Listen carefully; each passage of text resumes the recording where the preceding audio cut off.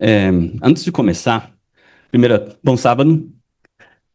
Eu queria fazer umas pequenas esclarações para que não haja assim um- uma confusão a razão que nós escolhemos esse tema. Primeiro, também a Julie pediu para mim esclarecer que meu português algumas vezes ele é um pouquinho limitado, de vez em quando. Eu saí do Brasil com 14 anos. A educação que eu tive no Brasil foi uma das piores escolas públicas da Zona Leste de São Paulo. E depois, já faz 25 anos que nunca voltei. Então, de vez em quando, dá um brain freeze, assim, que você pensa, qual a palavra, qual que é a pronunciação? Então, eu peço perdão se eu falar aqui uma palavra português errado, vocês podem me corrigir. Quem me conhece, eu sou o marido da Julie, a gente se conheceu em Dallas, e se você conversar com ela aí, ela vai contar a história de como nós nos conhecemos. Morei 20 anos no Texas, depois fui para a Universidade da Andrews, em Michigan, morei lá 4 anos, e aí dizem que eu fui o único texano que saiu do Texas e veio para Califórnia, né? E aí estou aqui em Riverside, estou aprendendo a viver realmente a Califórnia é muito bonito e estou aprendendo a viver aqui, a morar aqui. Mas antes de começar, então, eu queria falar que se eu entendo que o tema de Ellen White, se você cresceu na igreja, dependendo que igreja você frequentou, dependendo também da cultura de qual lugar que você estava. Por exemplo, se você estava em uma igreja que é um pouquinho mais de uma igreja mais uma cidade pequena, tem umas coisas culturais que têm uma influência de como você aprende sobre o espírito de profecia. E também na igreja grande também. Mas tem um pouquinho de diferença. E eu não quero aqui trigger, não sei qual a palavra trigger, nenhum. Como? Gatilhar, né? Nenhum trauma emocional. E você vai entender porque eu estou falando isso, tá bom? Vamos fazer uma oração aqui e a gente vai começar. Convido que você ore comigo. Senhor Deus, estamos aqui. Que o seu Santo Espírito fale no nosso coração e que o ponto de aprender o que vamos aprender é se aproximar mais de Ti. E que essa seja realmente a obra feita nesse momento. Em nome de Jesus, amém. Você sabe que essa, essa, essa Bíblia que eu tenho aqui, ela já saiu em português há um tempinho, que é a Bíblia da Andrews, do estudo da Andrews. Ela tem na Casa Publicadora. E essa Bíblia tem uma coisa muito interessante que eu não tinha achado em outras Bíblias. Ela dá um estudo bem profundo antes de começar você ler o texto, por exemplo, de Mateus. Ela passa aí umas 3, 4 páginas dando todo o histórico da audiência de Mateus. Por exemplo, o que estava acontecendo com eles, qual que eram os problemas sociais, qual que eram os problemas teológicos, qual que eram os problemas políticos, para aí você entendendo a audiência e onde que eles estavam, o tempo que eles estavam passando, o que estava acontecendo com eles, você consegue entender mais a razão que ele usou certas palavras, certas frases, certos exemplos. E isso me ajudou muito a entender lendo a Bíblia. Principalmente quando chegamos ali em Efésios e Gálatas e Coríntios. Coríntios? Coríntios não, Coríntios. Coríntios é o time de futebol, né? Sempre confundo. E aí você vê, nossa, cada povo está passando por uma situação diferente. E o worldview deles, o worldview seria a palavra worldview, como você tem a sua percepção do mundo, ela é afetada por que você está passando. Então você vê que cada povo ali tinha uma situação diferente e precisava a mensagem de Cristo, mas uma mensagem mais adequada do que estava acontecendo com eles. E quando eu cheguei no seminário e comecei a tomar umas classes lá no seminário, eu percebi que muitas coisas que eu aprendi sobre espírito e profecia crescendo no Brasil nos 14 anos que eu morei lá, que eu vivi lá, tinha muita também influência do mundo que eu vivia. E eu falar para você, a primeira coisa que eu percebi foi quão adventista católico eu era. E vou explicar isso por quê. Não estou aqui bashing, falando mal dos católicos, não isso. Mas nossa cultura brasileira, por ter uma fundação, por ser colonizada por um movimento católico, nós recebemos, tirando religião, o nosso governo, a maneira que as pessoas falam, as coisas, até as palavras, ou os exemplos, ou os ditados, têm muita influência por aquilo que nós fomos colonizados.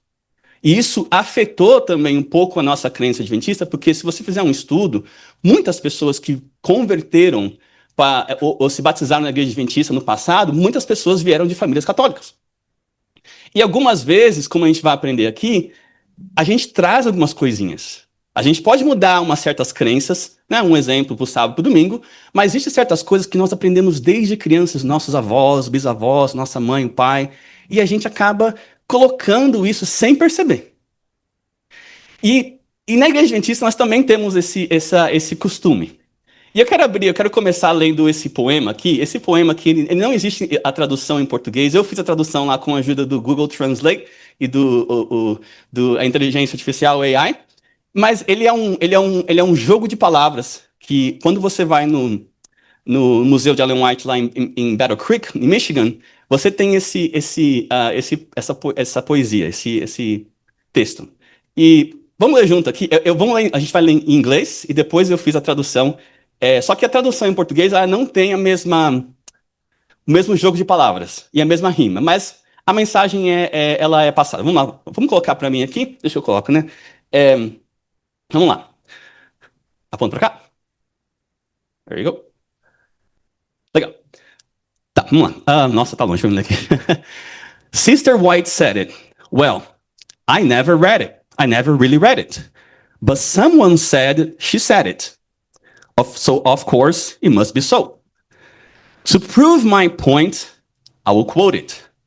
Though I can't show where she wrote it, but someone said she said it, and that's all I need to know. It saves a lot of time for me if I just listen carefully when others speak of Sister White and what they say, she said it, what she said it. Though I can't repeat it word for word. Vamos ver aqui a tradução? A irmã White disse, né? A irmã White disse isso. Bem, eu nunca li de verdade, mas alguém disse que ela disse, então é claro que deve ser assim. Para provar o meu ponto, vou citá-la, embora eu não possa mostrar aonde ela escreveu, mas alguém disse que ela disse e é isso que eu preciso, né? Isso me economiza muito tempo. Se eu apenas ouvir com atenção quando os outros falam da irmã White e o que dizem o que ela disse, embora eu não possa repetir as palavras de que ela realmente disse. E se você lembrar, assim, irmãos, na nossa cultura adventista, a gente usa muita frase, né? A irmã White disse, né? E tem muita coisa que a gente fala que é realmente bom, né? Mas tem muita coisa que a gente vai aqui ver que foi umas coisas culturais, algumas coisas que nós criamos na nossa própria cultura adventista, católica, brasileira. Tá bom?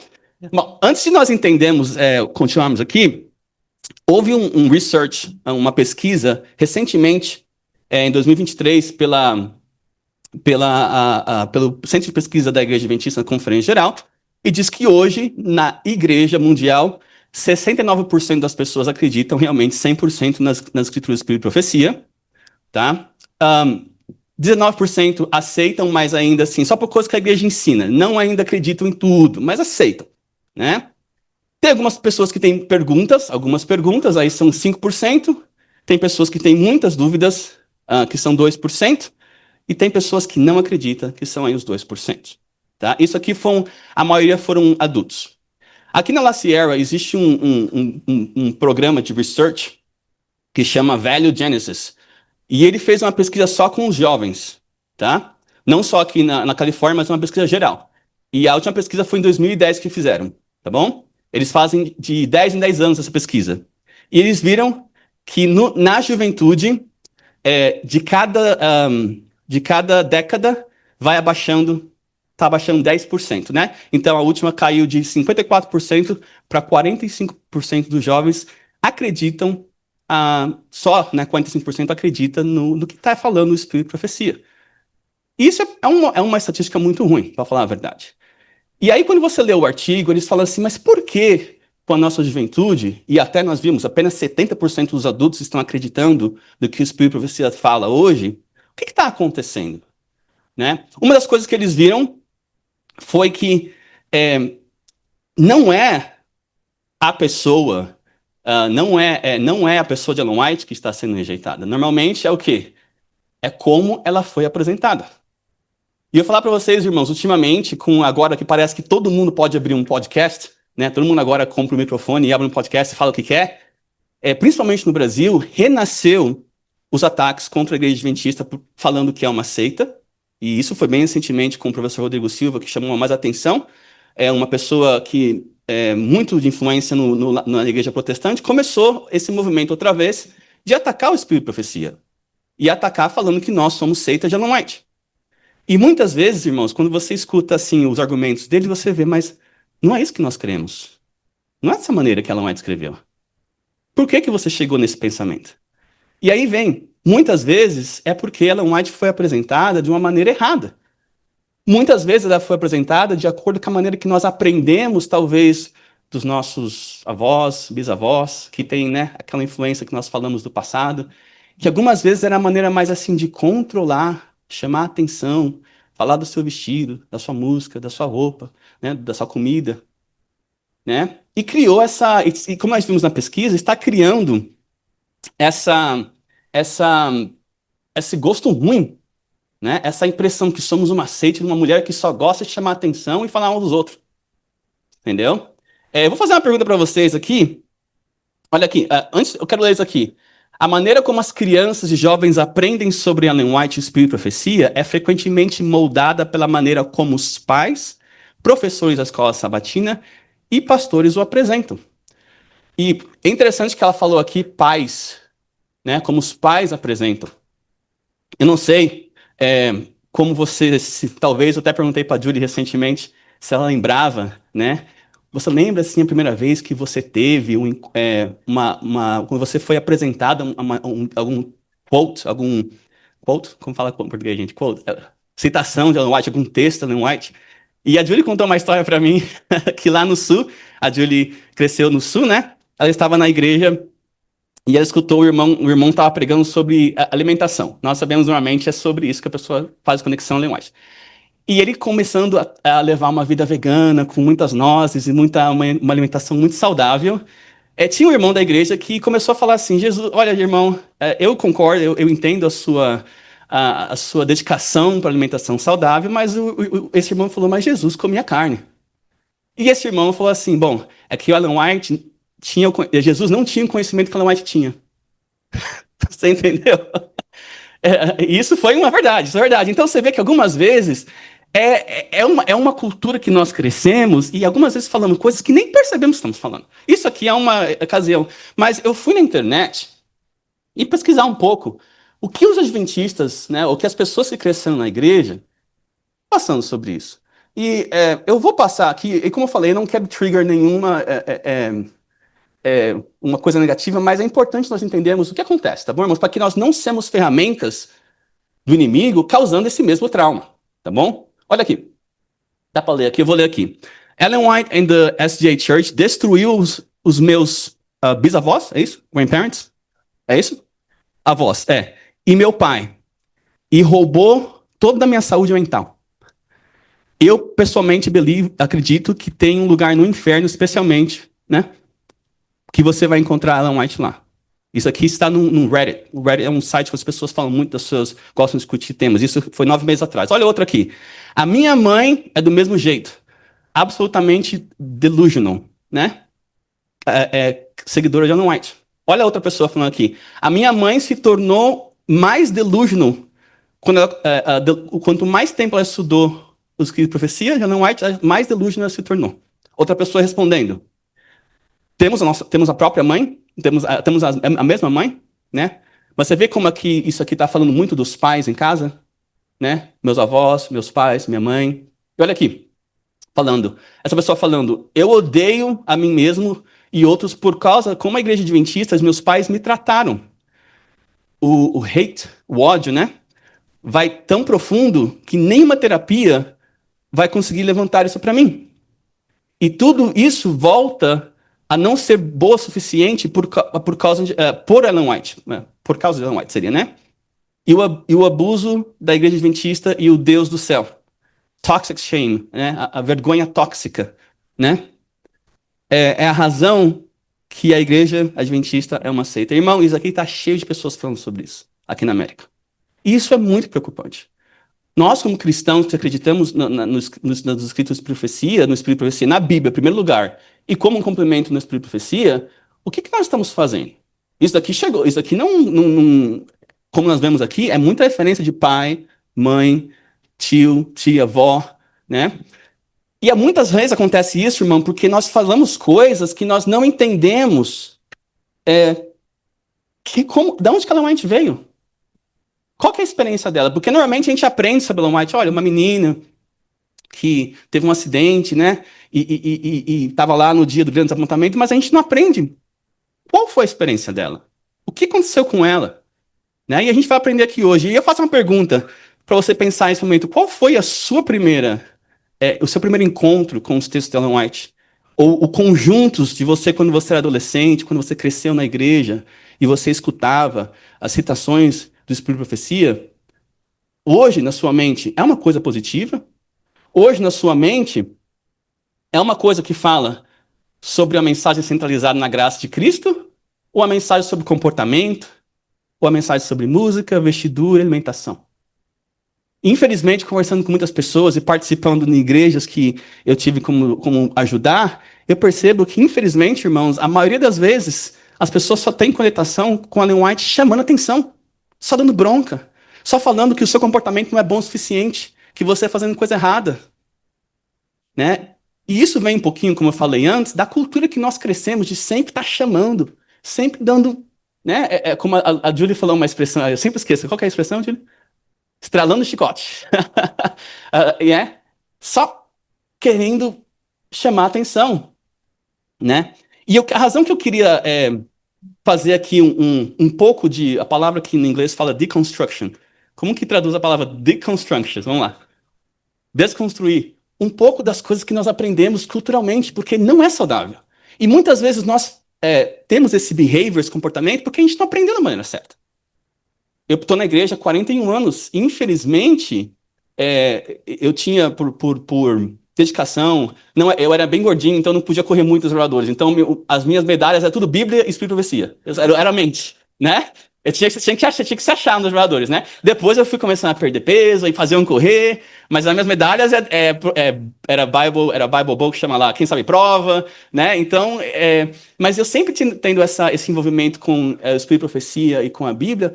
Eu nunca percebi um pastor falando, vamos entender quem foi Ellen White primeiro, antes de a gente começar a usar os quotations delas, as escrituras delas, os textos delas. Então aqui a gente vai aprender um pouquinho umas coisinhas aqui para a gente começar a ter um pouquinho de deconstruction. Porque talvez eu possa estar falando com uma pessoa aqui hoje que está ferida, que vem na igreja, mas quando escuta a palavra Ellen White, já é um trigger. Por quê? Porque a gente foi ensinado da maneira errada, chamando a atenção, estralando o chicote, como a Julie disse, né? Vamos lá.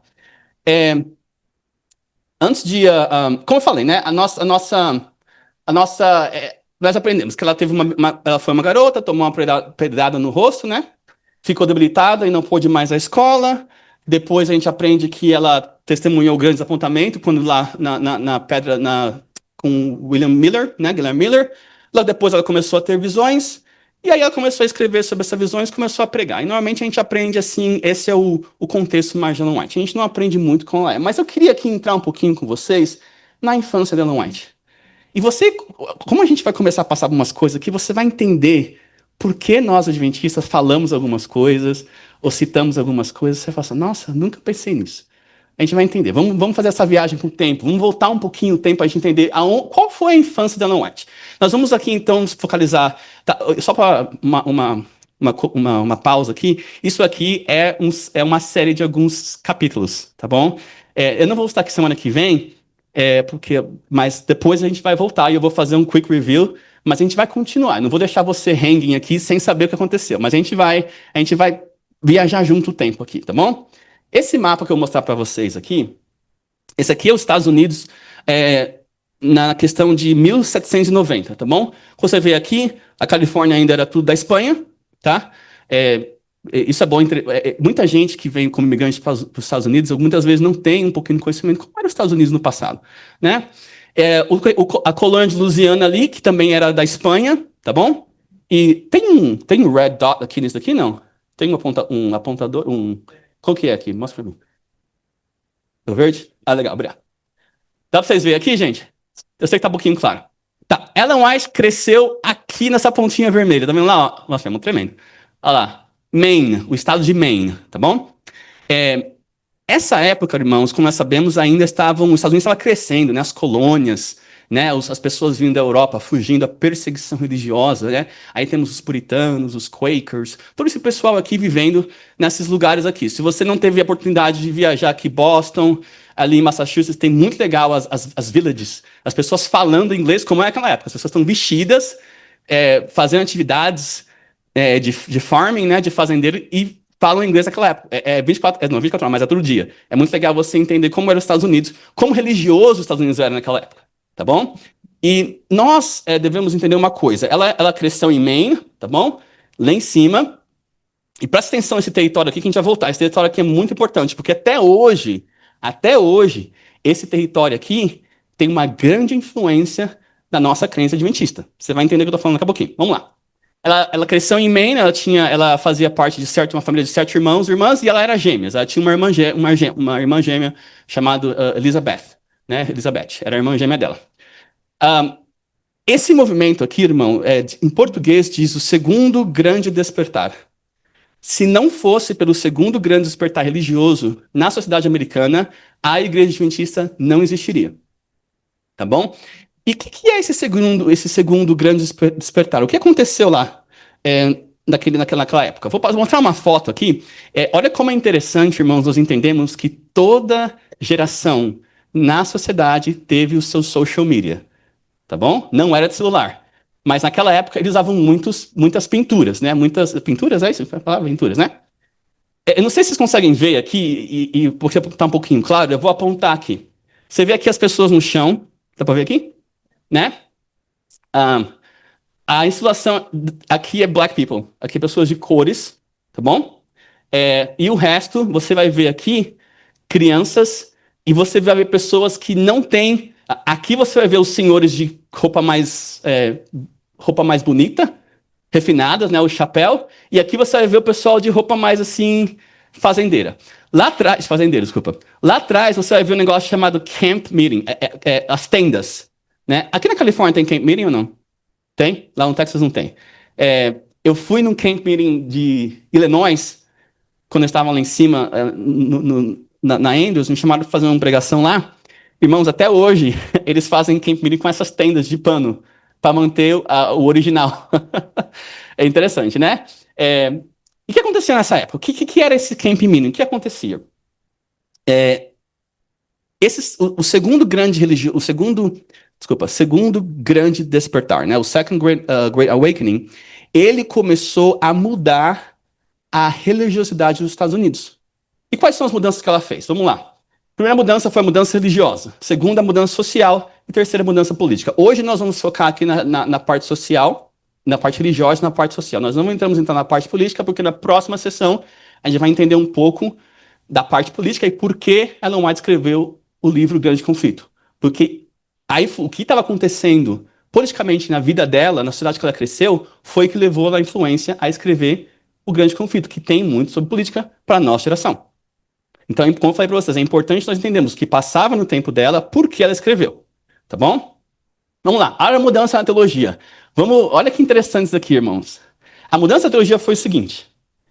Eles estavam saindo do calvinismo para o arminianismo. Certo? O que era o calvinismo? O calvinismo seria o seguinte, olha, a predestinação. Deus sabe e já escolheu quem vai ser salvo e quem não vai ser. Tá bom? E isso foi antes do Second Great Awakening, que começou em 1790, essa era a crença da sociedade nos Estados Unidos. Isso ainda existe nos Estados Unidos, tá bom? Na igreja presbiteriana, que é a igreja ainda mais presente na sociedade hoje, ainda existe essa crença. No Brasil também, tá bom? É a predestinação. Então eles começaram a rejeitar isso, tá bom? E começou então o arminianismo. O que era o arminianismo? Era a ênfase no livre-arbítrio e na salvação pessoal. Né? Você já escutou o pessoal falar assim, mas essas igrejas aí só falam do sentimento das pessoas, né? Essas igrejas que estão aparecendo aí só falam as músicas de hoje só falam do sentimento das pessoas, né? E eu falo para você, irmãos, os comentários naquela época eram a mesma coisa. Quando o calvinismo começou a ser largado, as críticas desses camp meetings, das emoções, das músicas, dos comportamentos, das vestiduras, falando, essas igrejas aí só tem gente que só quer emoção, só pensa no eu. Era a mesma coisa. Se você ler os documentos, era a mesma coisa. Interessante que nós temos o mesmo comportamento quando vai continuando na vida, né? Desculpa, mas se você não escutou esses comentários, existe aí, tá bom? Olha cá, a mudança no culto, né? Então eles saíram da parte do culto formal, das denominações mais antigas, que seria o anglicano, Anglican Church, no Brasil tem a igreja anglicana, é isso? Anglicana que chama? Anglicana, e também da congregacional, tá? E saíram mais para os cultos emocionais, como batista e metodista. Claro que nós vamos ver os cultos emocionais naquela época. Não tinha gelo seco, não tinha luz, mas você vê as pessoas gritavam, as pessoas rolavam no chão, as pessoas choravam, né? Tinha um banco na frente, principalmente na igreja metodista, que chamava The Anxious Bench, né? O banco dos ansiosos, né? Então, não, isso aqui não era apelação para altar, tá? Não, apelação, desculpa. Não era um altar call. Não era chamar a pessoa para vir o altar. Era o anxious bench. Se você tinha muita ansiedade, problema espiritual, durante o culto você tinha que sentar. Você se expõe e você sentava ali no anxious bench. E era muito comum isso. Claro que nós não fazemos isso hoje, mas era muito comum. E a gente vê como Ellen White participou dessas coisas. Olha que interessante. Você vê aqui nessa foto melhor aqui, né? Mas aqui, ó. Aqui você vê um pouquinho, tá? Você vê aqui mulheres participando no culto. Uma coisa que... eu voltei aqui uma coisa aqui. Essa foto tá boa. Vamos lá. Nesse... Desculpa. Aqui. Você vê aqui, então, né, mais uma foto mostrando ali os tent meetings. E pessoas aqui ajoelhadas, chorando, né? E tem outra foto aqui que eu voltei. Tá na frente, desculpa. Mostrando as pessoas sendo mais emocionais. E outra coisa aconteceu. No culto, as classes altas da sociedade não participavam desses camp meetings, dessas pregações que aconteciam, porque eles achavam que isso era coisa de pobre, coisa de gente que não tinha classe. Expor, falar assim, olha, chorar, orar alto. Outra coisa que eu não consegui colocar aqui, o pastor começou a falar, orar por mulheres em voz alta, que não era normal. E isso viu uma coisa, citar nomes de mulheres nas orações. Isso não era aceito na sociedade. Então, quando começou esses camp meetings mais na igreja metodista e na igreja batista, e eu vou focar mais aqui no metodista, porque a gente vai entender como nós vemos muito a igreja metodista, tá bom? Começou essa mudança, tá bom? Então, a população diz, né, que era, para muitos da classe alta, os avivamentos eram associados à população em vista como uma classe baixa e pouco sofisticada, em forte contraste com a cultura intelectual e refinada da época. Entendeu? E a família de Ellen White começou a participar desses cultos, né? Porque a família dela eram farmers, eram fazendeiros, e eles também faziam bonés, faziam chapéu, né? O pai dela era fazendeiro, ao mesmo tempo ele fazia chapéu e vendia chapéu pelo país, tá bom? Então aqui nós estamos entendendo qual que era o mundo que Ellen White vivia, tá bom? E aí que eu falo para você, as mulheres participando do culto e fazendo orações e fazendo leituras. Isso começou a ser introduzido no segundo grande despertar. E Ellen White começou aí ter o encorajamento de ser uma líder religiosa. Porque se não fosse por esse movimento, ela nunca ia aceitar o chamado que Deus fez para ela. Porque era visto como uma coisa muito ruim na sociedade. Mulher não podia participar do culto, não podia pregar e nem, né, falar. O pastor podia falar muito sobre mulher. Então aí começou essa mudança social dentro da igreja, tá bom? E outra coisa, as mulheres nessa época, a gente fala assim, né, gente? Eu sei, eu não estou falando que não estou generalizando, mas existe aí um movimento muito contra mulher pregando na igreja hoje, né? Ou mulher sendo ordenada, mulher sendo chamada por Deus. Isso não é coisa nova. Isso é desde 1970, 1880 lá, 1880. Isso aí é coisa... Não, 1780, né? Isso é coisa desde o passado. Sempre teve essa briga de que mulher não foi chamada por Deus para pregar ou para ser pastor, nem nada, né? Mas vamos lá, continuando. Olha aqui, essa foto aqui mostra mais. Então você vê aqui, ó, mulheres. Tá, isso aqui tá, uma coisa que eu vou explicar. Essas fotos, irmãos, eles vieram aqui da Sociedade Americana Religiosa dos Estados Unidos, que arquiva a história religiosa dos Estados Unidos. Então você vê aqui muitas mulheres se demonstrando mais fisicamente, chorando, se jogando no chão. Se você. Acho que consegue ver, né, gente? Aqui lá tá melhorzinho para ver. Mas você consegue ver o ponto que eu queria mostrar para vocês, tá bom?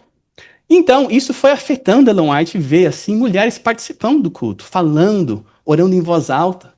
E ela, como criança, nessa época ela tinha aí os seus 9, 10 anos, começou a perceber isso, tá bom? Outra mudança social muito forte, a mudança de temperança no foco do álcool, né? Sounds familiar? Como a denominação que prega contra o álcool.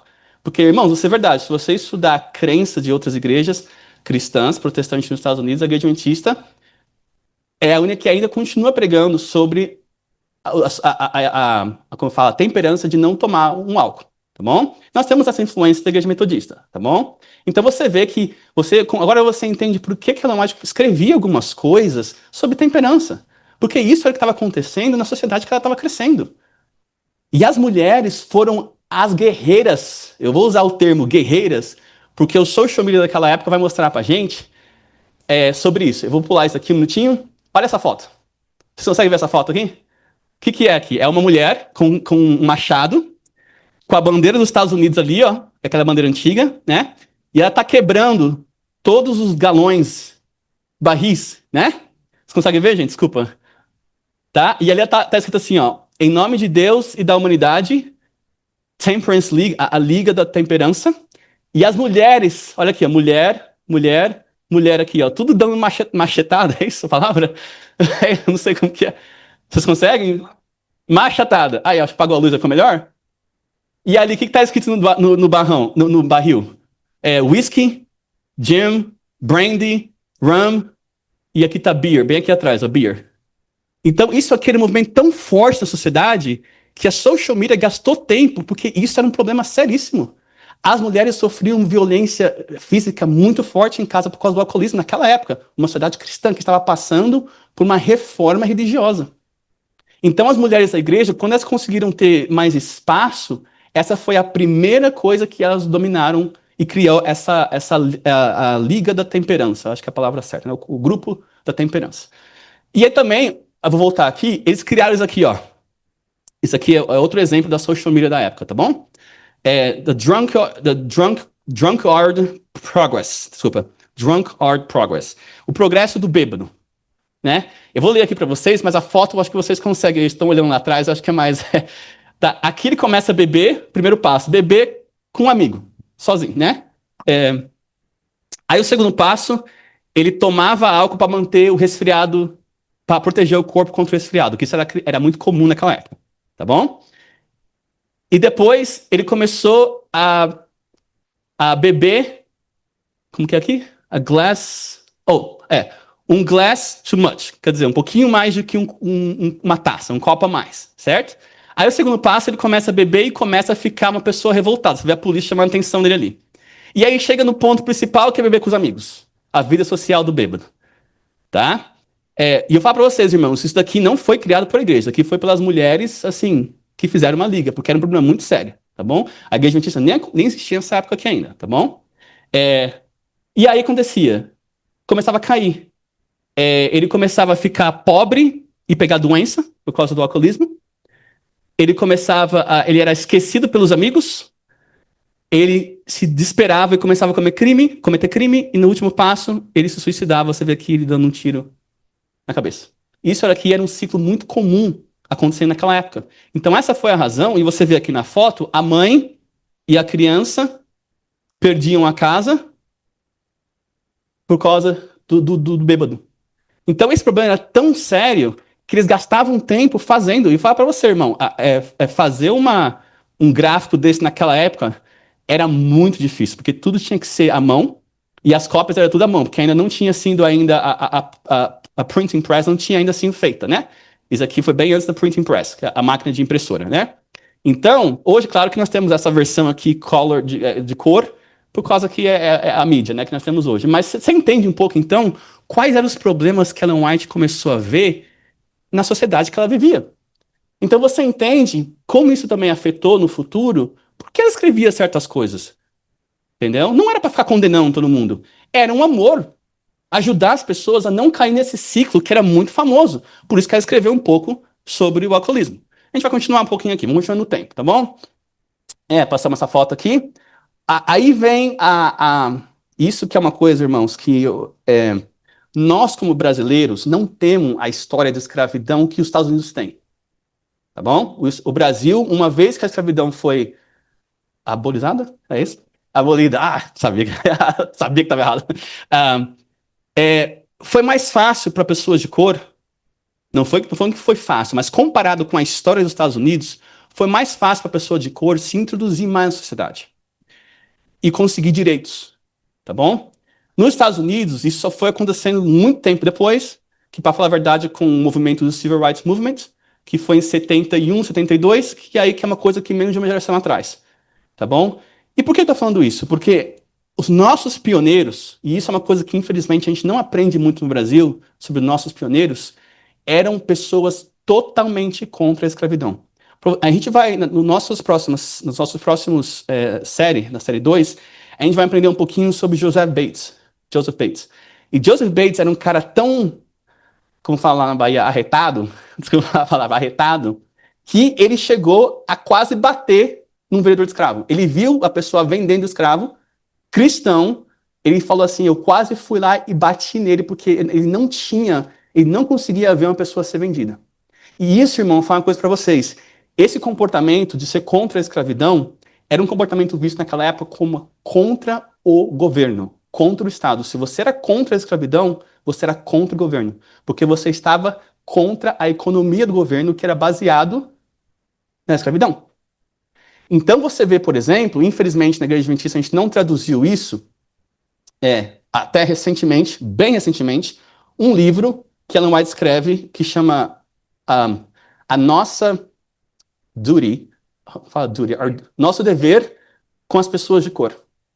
E ela escreve mais de 10 pontos de como nós devemos, naquela época, né, para a igreja, como a igreja devia pelo que foi feito com os negros. E o ponto principal que ela fala é educação de graça. Porque a educação era a única maneira de restaurar a dignidade das pessoas que foram escravizadas. E você tem uma ideia, e a gente vai falar isso um pouco mais, se vocês não sabem, tá bom, irmãos? Ellen White teve um filho que não gostava da igreja. Tá bom? Ela teve um filho que largou a igreja. Não sei se você sabe disso ou não. Muita gente não sabe disso. Um filho dela largou a igreja, ele escreveu, eu não tenho mais, e a gente vai aprender isso no part 2. Ele falou, eu não tenho mais, não me encontro mais na igreja, não gosto mais da igreja. Olha, hein? Se você tem um filho que não gosta da igreja, irmãos, acontece com todo mundo, até com o próprio Ellen White. E o que fez ele voltar para a igreja, depois de bom tempo fora, foi quando ele leu esse panfleto da mãe dele sobre o dever com os escravos. E foi aí que ele construiu um barco descendo no rio Mississippi, que era o rio onde se encontravam muitos escravos, fundando muitas universidades que nós temos hoje. Por exemplo, na Alabama, qual que é o college lá em Alabama? Desculpa.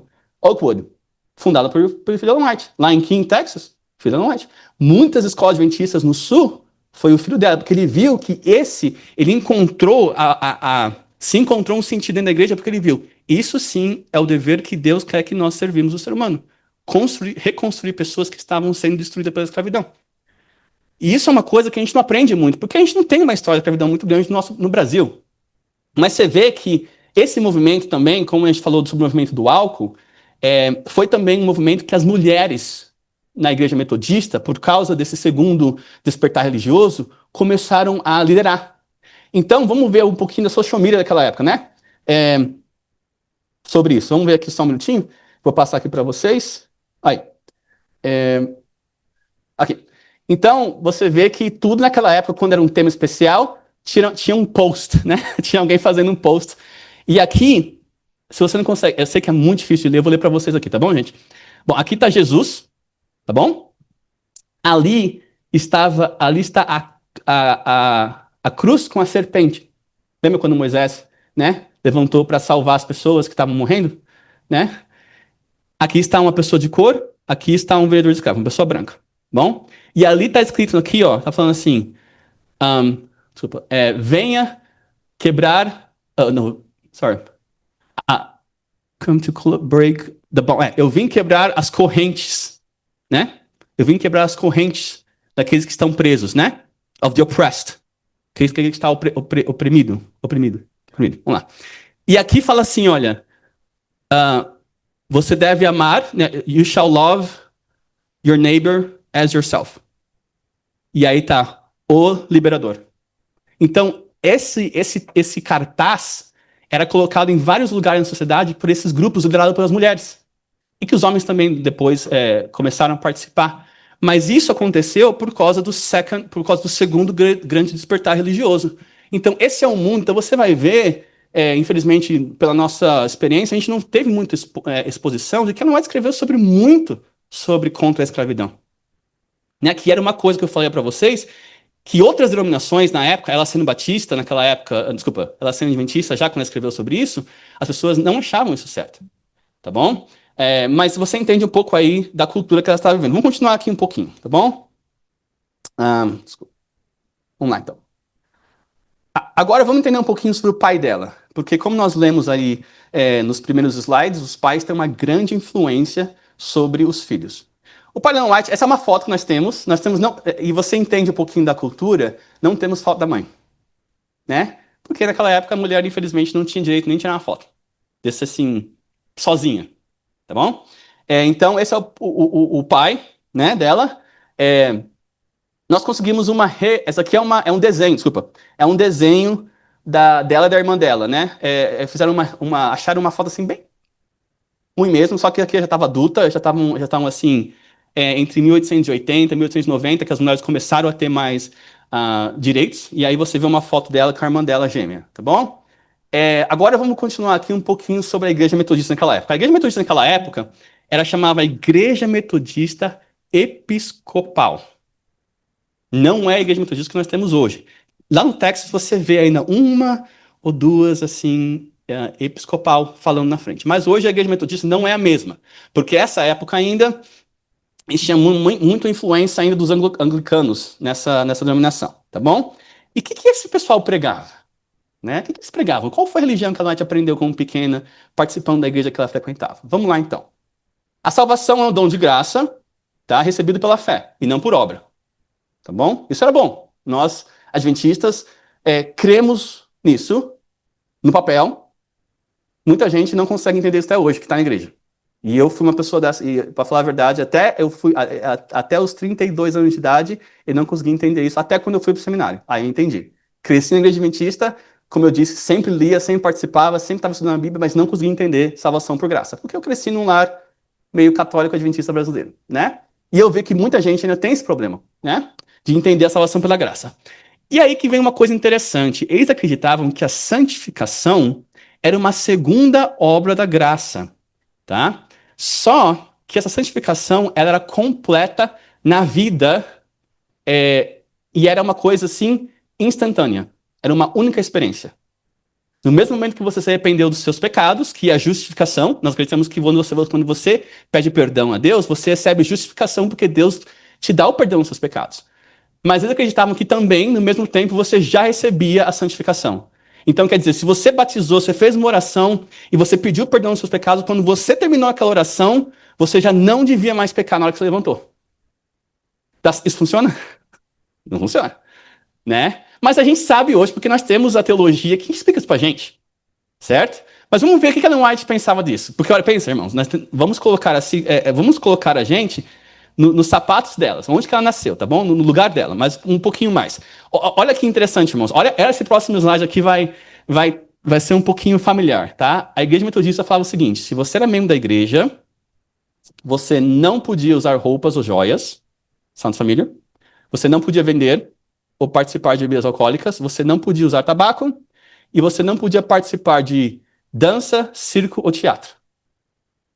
Santa Família, né? Você vê que algumas coisas a gente recebeu um pouquinho da igreja metodista. Para falar a verdade, quando você faz o teste da classe da história da igreja, vem uma pergunta e fala assim: nós da igreja adventistas, qual a maior influência que nós recebemos? E a palavra lá é da igreja metodista. Nós temos muito, por exemplo, divisão, esse negócio de conferência, divisão, união, conferência geral, isso a gente copiou totalmente da igreja metodista, porque os nossos fundadores vieram da igreja metodista, né? Exatamente. E outra coisa, tinha lá, e a gente vai ver daqui a pouquinho, quando Ellen White decidiu se batizar, você era colocado num probation time, um período de probição? Probation? probation. Você tá lá, e esse período era 6 meses. Se você não passasse essa aprovação em 6 meses, você não era batizado, né? E eu, conversando com os pastores esses dias, que nós temos um private group dos pastores da North America Division, eu perguntei, gente, será que a gente também inherited essa teologia? Porque tem igrejas ainda que falam assim, você só pode ser batizado se você tomar o estudo bíblico, né? E eu sei que isso porque nós vemos no Novo Testamento, quando Pedro pregava, fazia uma oração e chamava as pessoas batizavam. Não tinha esse negócio, você vai ter um período de 3, 4 meses aí, quando você passar nos 3, 4 meses e fazer os testes do bíblico, aí você é batizado. Então a gente recebeu um pouquinho aí também deles, tá bom? Vamos continuar aqui. Olha que interessante. Os metodistas acreditavam que uma pessoa podia saber que ela estava salva. Ela chegava no momento da vida que ela tinha certeza que ela estava salva. Não apenas ter esperança, mas por meio do testemunho interior do Espírito Santo. Essa certeza pessoal era centro na pregação e nas experiências do revivamento metodista. Tá bom? Era uma boa, como falar assim, um bom approach. Só que nós já vivemos a vida cristã, a gente vê que algumas vezes a gente não tá toda hora certo que a gente tá salvo. Vamos ser sinceros, né, irmão? Tem hora que a gente fica assim, será que eu tô... Né, o Espírito Santo tá conversando com a gente ali, né? Então, mas Ellen White aprendeu essa teologia, que ela tinha que estar certeza todo momento que ela estava salva. E ela aprendeu isso como jovem. Tá? Então nós vamos ler alguns textos aqui dela. Esses textos, tá? Eu não sou fã de sermão que fica botando um monte de texto Ellen White, né? Falando assim, não.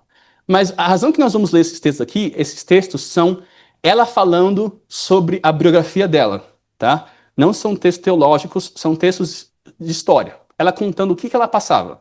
Aí a gente vai passar por 8 textos, e você aí me diz depois, daqui a pouquinho, o que você achava que estava passando nessa mente de uma adolescente aí, entre 10, vivendo do 10 aos 17 anos. Vamos lá, então.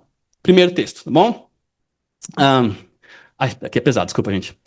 Tive pais que oravam muito e sentiam grande ansiedade pelo bem-estar de seus filhos. Bem, todo pai tem ansiedade, todo pai preocupa pela vida espiritual dos filhos, né? Mas lembro de tentar parecer completamente indiferente diante deles.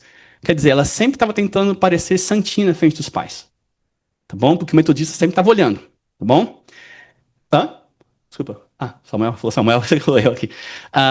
Com medo de que pensasse que eu estava sob condenação. Enquanto carregava no coração dolorido, e dia e a noite era perturbado, temendo que a morte pudesse me atingir enquanto estivesse em pecado. Isso é saudável, irmãos? Um jovem ficar pensando nisso? Mas você entende o mundo que ela vivia? Quando as tempestades surgiam, que sofrimento terrível passava em minha mente. À noite eu frequentemente acordava e chorava sem ousar fechar os olhos durante o sono, com medo de que o julgamento viesse, que um raio me matasse e que eu perdesse para sempre. Uma menina de 13, 14, 15 anos pensando isso. Então você vê como a cultura e a religião que ela cresceu influenciou muito a cabeça dela. Olha outro texto. Bom, lembro-me de ouvir minha mãe orar por nós com frequência. Uma noite em particular, depois que me aposentei, jamais esqueci... Aposentei, quer dizer, depois que eu fui dormir, não aposentou financeiramente, tá bom? Eu fiz... Desculpa, irmãos, eu vou explicar uma coisa aqui. Esse livro aqui, Youth Instructor, ele não foi traduzido em português. Tá? Infelizmente, eu não sei porquê. Então eu fiz a tradução Google Translate, tá bom? Então tem umas palavras que é literal. E ela fala assim: jamais esquecerei quando eu escutei a oração fervorosa da minha mãe por seus filhos não convertidos. Tá? Então ela escutou a oração, a mãe falando que o filho não era convertido. Ela parecia estar muito aflita enquanto lutava com Deus por nós. Jamais esquecerei essas palavras que permaneceram na minha mente dia e noite. Será que eles passarão por tantas orações até a destruição e miséria? Imagina uma criança escutar a mãe orando desse jeito. Entendeu? Isso foi criando um problema muito ansioso, um problema de saúde mental muito grande na White. Tá? Quando você lê, olha isso daqui. Eu tinha mais alta reverência pelos cristãos e ministros do evangelho, mas a religião parecia sagrada e santa demais para mim. Uma angústia inconcebível me oprimia até que me parecia impossível continuar vivendo sob esse fardo. Tranquei minha agonia secreta em meu coração e não busquei o conselho dos cristãos experientes como deveria ter feito. Então você vê, irmãos, que ela mais passou por uma situação espiritual muito complicada. E eu falar para vocês, nunca foi a intenção dela que os seus livros, as suas escritas, criassem esse mesmo tipo de comportamento. Porque ela passou por isso. Infelizmente, olha mais um texto que eu vou passar para vocês aqui, irmãos. Ela, na igreja que ela... eu vou passar isso aqui. Ok. Repeti por mim várias vezes. Ok. Na igreja que ela frequentava, era a maior igreja metodista do estado de Maine. Tinha uma livraria de livros, assim, esses livros de criança, assim, que tem aqui. E esse livro de crianças tinha autografias, biografias de crianças que eram, assim, perfeitas. E ela sempre gostou muito de ler. E ela, quando lia esses livros, ela escreveu sobre isso. Olha aí, ó. Se isso fosse... repeti para mim mesmo várias vezes. Se isso fosse verdade, nunca poderei ser cristão. Nunca poderei esperar ser como essas crianças. E fui levado por esse pensamento ao desânimo e quase ao desespero. Então ela lia essas autobiografias que a mãe e os pais faziam ler, de crianças perfeitas, obedientes, que comportavam toda hora, sempre super bem comportavam, e ela pensou, não tem condição. Irmãos, nunca foi a intenção de Ellen White criar esse tipo de comportamento. Nunca foi a intenção de Ellen White que usassem as escrituras delas para criar esse tipo de saúde mental negativa. Uma saúde mental muito ruim. E, infelizmente, né, isso acontece, mas vamos continuar, né? Olha lá. Eu vou passar mais daqui. Eu sentia uma constante insatisfação comigo mesmo e as minhas realizações cristãs. E não sentia continuamente um senso vivo de misericórdia do amor de Deus. Né? Sentimento de desânimo que me dominava. E isso me causava grande ansiedade mental. Né? Eu vou passar isso aqui. Deus nunca... Aqui, ó. Ensinavam que Deus nunca se propôs a salvar ninguém além dos santificados. Então, essa foi a teologia, irmãos, que ela aprendeu. E nunca foi a intenção dela de que, algumas vezes, eu estava conversando com uma pessoa esses dias, ela falou assim, olha, quando eu leio o livro O Lar Adventista, parece que não tem condição de eu chegar nesse ponto que ela fala ali. É tão perfeita a família que a minha família não tem condição de chegar desse jeito. Mas, irmãos, essa nunca foi a intenção dela de escrever livros para você sentir que você nunca vai chegar a esse ponto de perfeição, porque ela passou por isso. Ela sabia, ela viu que a angústia mental, que esse tipo de escritura, esse tipo de texto, criava angústia mental e faziam as pessoas desistir da caminhada cristã. Então, talvez eu possa estar falando para alguém hoje que talvez teve uma infância que teve um pouco desse sentimento. Talvez você foi exposto a textos de Ellen White por certas pessoas do seu redor que causou esse tipo de sentimento. Que hoje, como adulto, você não quer saber nada de Ellen White. Você não quer saber nada sobre profecia, porque é uma coisa que só julga, que só bota para baixo. Como eu falei, irmãos, essa nunca foi a intenção dela. Vamos continuar aqui, tá bom? Olha a experiência dela interessante. Eu vou passar aqui por causa do tempo. Eu peço um pouquinho de paciência com vocês, irmãos. Nosso Pai Celestial foi apresentado para mim como um tirano que se deitava nas agonias dos condenados. Oi? Deleitava. E esse foi o Deus que ela aprendeu.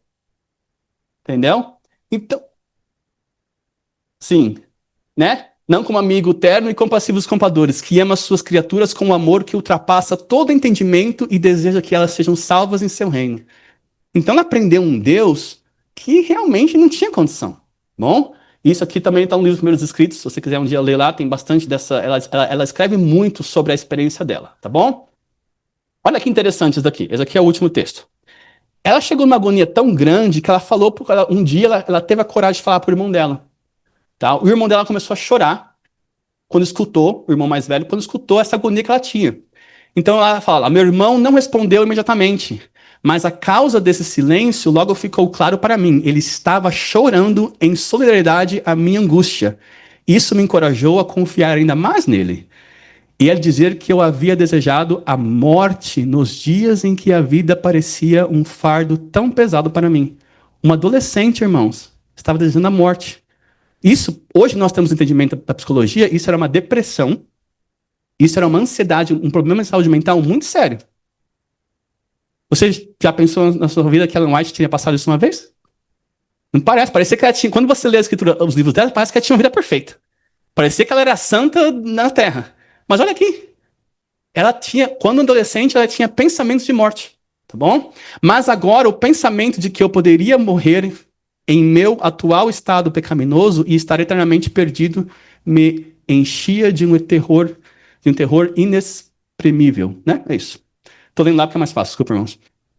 Então você vê que nunca, eu vou repetir aqui mais uma vez, nunca foi a intenção dela que os textos delas criassem esse tipo de comportamento, esse tipo de pensamento. Nunca foi para descorajar, nunca foi para chamar atenção, colocar você para baixo. E se você passou por isso, Deus está chamando você, olha, irmão, vamos reconstruir, né? Vamos redesign, né? Deconstruct esse pensamento, tá bom? Aí vem o momento de conversão. O que aconteceu com a Ellen White, né? Porque é, ela passou por muito tempo sobre isso, tá bom, irmãos? Mas claro que Deus via o que estava acontecendo no coração dela, tá bom? A conversão da Ellen White foi um período de 7 anos. Ela descreve muito bem isso. Que ela teve um struggle, uma luta por 7 anos, tá bom? E foram 3 fases. E olha como o Espírito Santo trabalha. É muito interessante como o Espírito Santo trabalha no coração das pessoas. Como Deus entende o que você está passando. E nós ainda estamos passando por um processo de conversão, tá bom? Mas olha interessante, a primeira conversão que ela teve foi quando ela estava doente. Nós sabemos que ela realmente levou uma pedrada, tá bom? Só para explicar para vocês um pouquinho, que a gente nunca entendeu muito isso.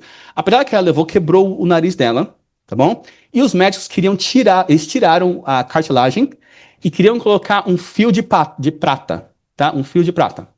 E isso causou muitos problemas de saúde nela. E até, para falar a verdade, que até não colocaram esse fio de prata porque o corpo agitou muito, tá bom? Então, ela teve. E isso causou ela quase morrer em 1836. E foi ali que ela viu como chama? Áurea borealis, né? Um dia ela estava em casa, ela viu isso, com 9 anos de idade, que ela tinha. Desculpa, 10 anos de idade. Ela viu isso e ela falou: Jesus está voltando agora. Então eu vou morrer? Então, Senhor, me salve. Essa foi a primeira conversão dela. Bom? Ela explica isso bem claro. O que aconteceu a segunda vez? Mas a gente viu que ainda não era. Foi um processo. Então, a segunda coisa foi no camp meeting. Ela teve um camp meeting em 841, que eu vou passar aqui, tá bom? Esse camp meeting que a gente falou, que ela lá escutou o pastor falando assim: olha, se Esther falou que ela ia na frente do rei, quebrando a lei, e o rei perdoou ela e não matou ela, Deus também vai permitir eu chegar nele e ele não vai me matar. Então, nessa pregação de Esther que ela viu, se eu tiver que morrer, eu morro. Morrerei, mas eu vou aproximar a Deus. Então, quando houve um chamado para vir para frente, um apelo, foi a primeira vez que ela foi num apelo. E ela foi por causa dessa passagem de Esther. Bom? E aí, o pastor falou também assim, ó, não espere se tornar mais digno para você vir a Jesus, mas venha como você é. E foi aí que ela tomou coragem e veio, tá bom? E aí foi quando a primeira vez que ela entendeu o encontro de justificação. Ela fala que ali ela pediu perdão dos pecados e ela se sentiu perdoada por Deus, tá bom? E aí, mas só que a gente entende que ainda era uma adolescente, 14 anos. E a gente entende também, como a gente viu aqui na história, a religião que ela vivia sempre estava enfatizando a salvação pelo comportamento, né? A salvação, você tem que conseguir agora a salvação, não é um processo da vida toda. Então ela tinha esse struggle mental, tá bom? Então, mas continuando, e na hora que ela viu, ela falou assim, olha, eu senti a condição, necessidade de desamparo, como nunca antes, mas de repente, enquanto orava, meu fardo me deixou e meu coração ficou leve. Nunca poderei esquecer aquela preciosa certeza de ternura de Jesus para com alguém tão indigno de sua atenção. E ela perguntou para ela mesma: será que é isso que é religião? Será que eu estou enganada? Eu senti que o Senhor tinha me abençoado e perdoado meus pecados. Então ali ela começou a entender que toda aquela religião que ela aprendeu não estava sendo saudável para ela. E graças a Deus, e é isso que eu falo, eu achei muito interessante, irmãos, como é importante, se você tem filho adolescente ou jovem que quer participar dos acampais, desbravadores, existe muita conversão que acontece nesses eventos, irmãos. Mande. Porque existe um ditado muito famoso no Brasil que fala assim, né? Santo de casa não opera milagre, é isso? Não faz milagre. Algumas vezes, como você viu na experiência dela, foi um pastor que fez uma pregação que realmente tocou o coração dela, porque ela viu que em casa os pais eram muito religiosos, Mas a religião dos pais, infelizmente, não estava ajudando muito na saúde mental dela, tá bom? E na fé religião dela. Então a gente vê interessante esse ponto. E eu vou aqui para a última parte. O que aconteceu? Só que, irmãos, nós sabemos que Larry Miller, ele começou a pregar sobre a volta de Cristo, né? A primeira data que ele colocou lá foi 1843. A família de Ellen White começou a seguir a pregação do movimento millerista, né? Que estava falando assim da volta de Jesus. E o povo metodista não gostava disso, tá? E também outras denominações também não gostavam da pregação de Larry Miller. Então, aconteceu.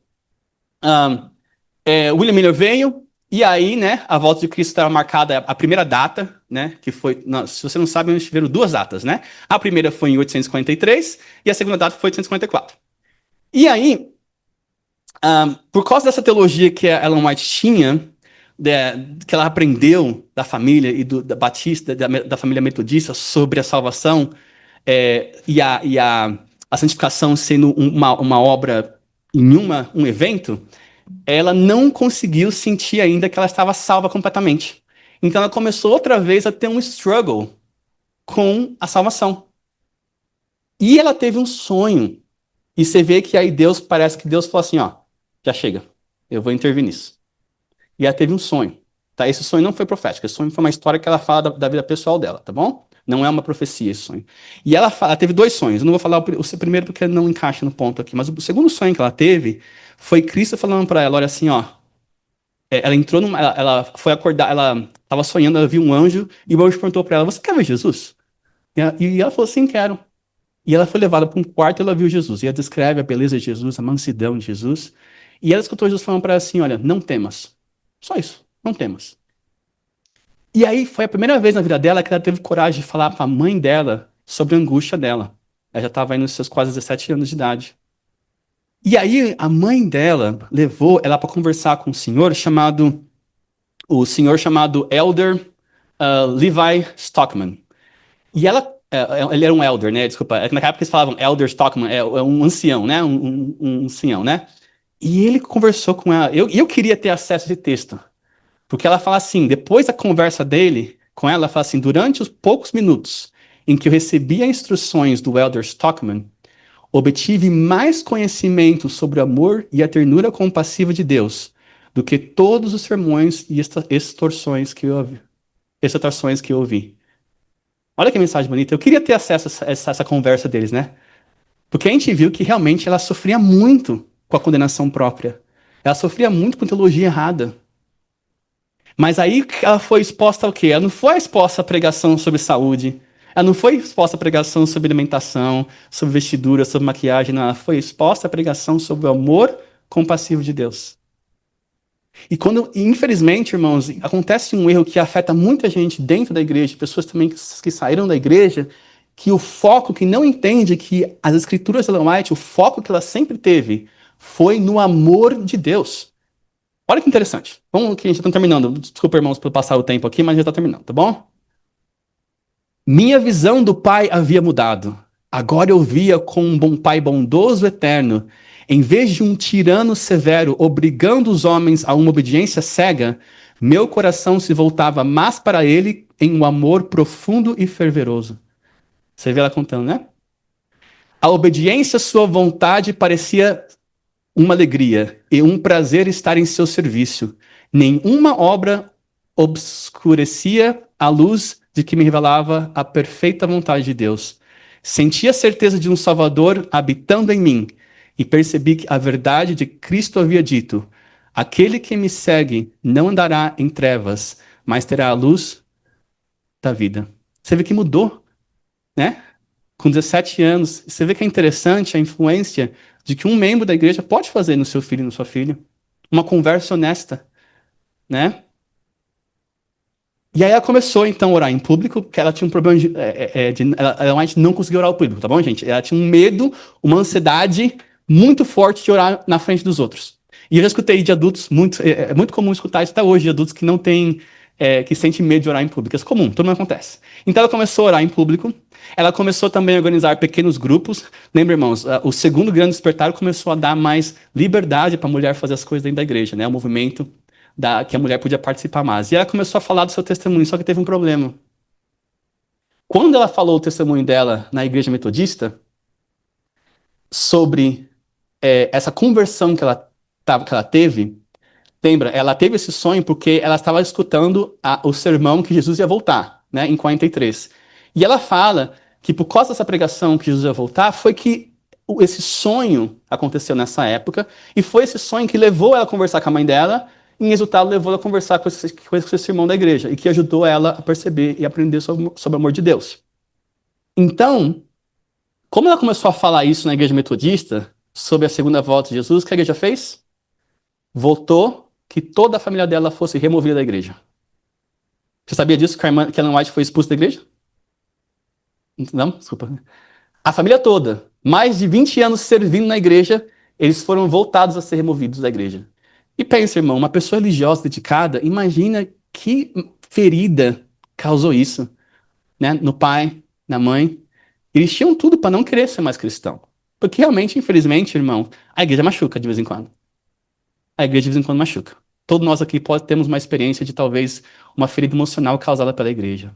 Mas Deus tocava no coração dele. E nesse momento, como ela estava focada no amor de Deus, ah, ela começou. Desculpa, então a gente viu que a família, né? Eles foram expulsos da igreja em 1843. Nós sabemos que em 1854 houve o grande desapontamento e ela estava lá presente. E nós vamos começar daí para frente na próxima parte. Mas eu queria terminar com esse foco aqui para a gente entender como as coisas mudaram na vida de Ellen White. Só entender, irmãos. Olha lá. Ela começou a escrever só sobre o amor paternal de Deus, que tornou-se o tema favorito de Ellen White. E o hino favorito dela era Jesus, the lover of my soul. Né? Lover seria que o amado. Esse hino, infelizmente, não, eu tentei conseguir achar em português, não existe no Brasil. Procurei. Não sei como esse hino não existe. Não fizeram, exatamente. Você sabia, então, que o tema favorito de Ellen White principal sempre foi o amor de Deus? Né? Olha lá, quando você vê a primeira página do livro Caminho a Cristo, a natureza e a revelação ambas dão um testemunho do amor de Deus. Esse é o primeiro parágrafo no livro Caminho a Cristo. No livro Patriarcas e Profetas, ela começa falando, Deus é amor. É as primeiras palavras do livro, né? E a sua natureza e a sua lei são amor. No livro Grande Conflito, ela termina com uma frase mais bonita, né, dizendo que desde o minúsculo átomo até o maior dos mundos, todas as coisas, animadas e inanimadas, em sua serena beleza e perfeito gozo, declaram que Deus é amor.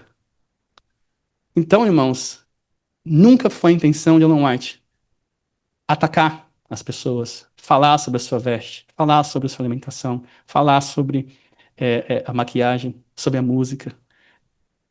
Então, se você tem essa ferida emocional, como tenho conhecido muitas pessoas que têm, se você conhece um jovem, se você tem um filho, uma filha que já falou isso pra você, né, que a igreja prega sobre, atacamos só sobre essas coisas por causa de Ellen White, como a gente viu nos testemunhos ali, as pessoas falando, a minha família, por causa de Ellen White, atacou, me botou pra baixo, falando que não era perfeito o suficiente. Nunca foi a intenção de Ellen White fazer isso. Mas, infelizmente, o ser humano erra. E eu tenho conhecido, como até eu mesmo, quantas pessoas têm essa ferida emocional até hoje na igreja. E não tem essa atração de ler o texto delas, porque ficou gravado na imagem que ela é esse tipo de pessoa. Mas como nós vimos aqui pela própria experiência dela, nunca foi a intenção dela. A natureza da mensagem de espírito de profecia era atrair as pessoas para um Deus amoroso, que se revela na pessoa de Jesus. Esse é sempre o foco principal. Eu queria terminar aqui porque nós vamos continuar. Agora que você entendeu a jornada dela, nós vamos entrar em textos de Ellen White que você agora vai entender. Ah, agora eu entendo por que ela falou isso. Ah, agora eu entendo por que ela escreveu dessa maneira. Porque agora você está nos pés do autor. Você entendeu a viagem, né, essa jornada que Ellen White passou, né? E eu queria falar para vocês, essa é a razão que eu queria falar com vocês sobre isso. Como eu falei mais uma vez, irmãos, talvez eu encontrei muitos jovens que têm, desculpa falar a palavra, mas um ódio sobre a escritura de Ellen White. E eu fui um jovem desse também, que tinha uma coisa negativa, uma coisa que destruía, não levantava, não trazia mais para próximo de Deus. E essa é a razão que eu queria conversar sobre isso com vocês hoje, porque nós vamos entrar no tema do Espírito e Profecia Porque como na igreja adventista agora, nós estamos vendo que pela primeira vez, tá? Pela primeira vez, com fatos, não com ideologias errôneas, erradas, mas nós estamos vivendo um ponto profético muito forte. E esse tema profético é a união do Estado com religião. Nós estamos vivendo isso agora muito forte. Eu falo para a Julia que na Califórnia parece que não tem muito essa cultura, mas no sul, no Bible Belt, gente, isso aqui é muito forte. E esse movimento está acontecendo muito sobre isso. E nós vamos entrar um pouco na área política, ela vai escrever sobre a política. Não quero entrar em debate político, não é isso.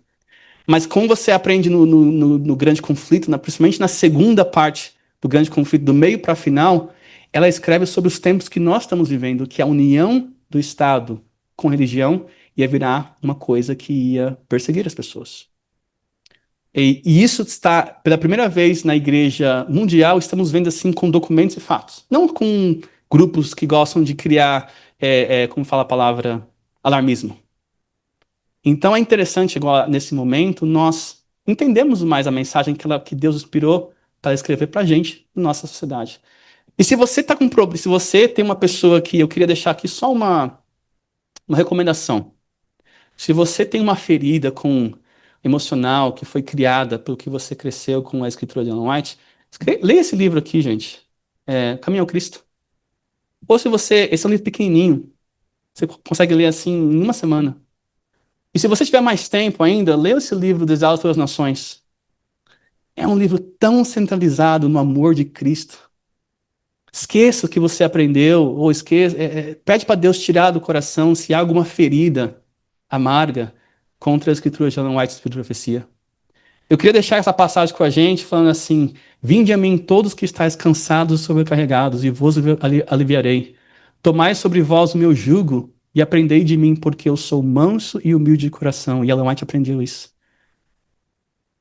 E achareis descanso para a vossa alma, porque o meu jugo é suave e o meu fardo é leve.